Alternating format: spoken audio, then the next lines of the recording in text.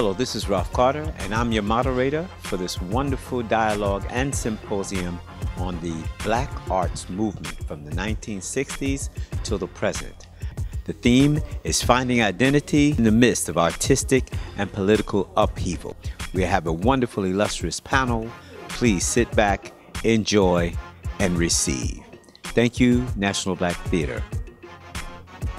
So that there's a full perspective. You can't take the arts outside of the culture as a whole. And then in spite of all of the sorrowful things that I'm saying right now, they must know that they still come from a God that loved them so badly and so desperately and dying to walk and talk with you. So I came to the garden alone with the dew that was still upon the roses. And he walks with me and he talks with me and tells me I am his own.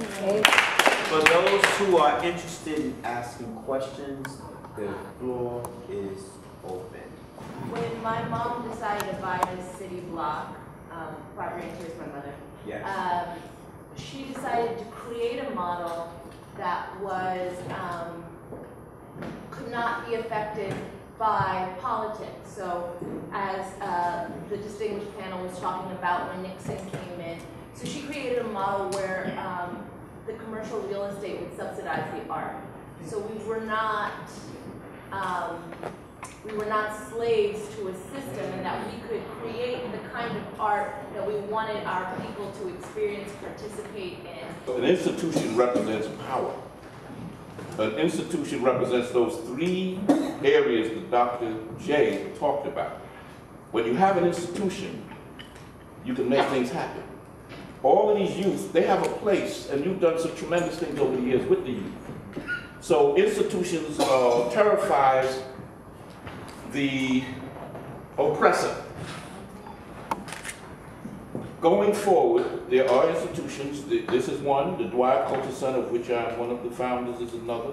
So we, slowly but surely, we are developing spaces. We are taking control of spaces. So, but again, these things don't exist in a vacuum.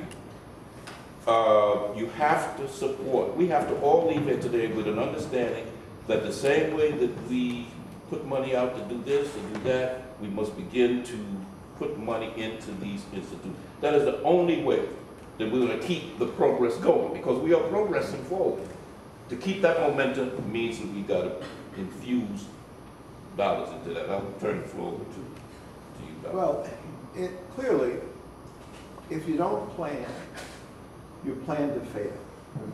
And so many of us are in a situation where we haven't been able to get things, so we have this desire to immediately get things without a plan. We have this desire to show what we've achieved without saving it. So we'll have the big cars, we'll have the jewelry, etc., and we won't have any savings. So when things change, you want to start to build something, you've got to pawn what you've got instead of going into the money that you've saved. So we have to have a science of generating wealth, saving wealth, planning to regenerate wealth.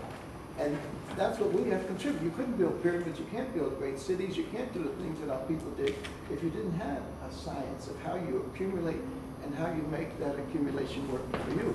Any other questions, please? Yes, dear. So I was in Target, and I saw they had like the 30th anniversary of like roots. I was like, oh yes, because I'm like a civil rights, I'm like all of yes.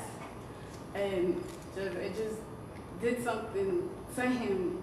And if my nephew was close by, I just wish he'd have been closer. I would have probably dragged him, he'd have been kicking and screaming, coming here.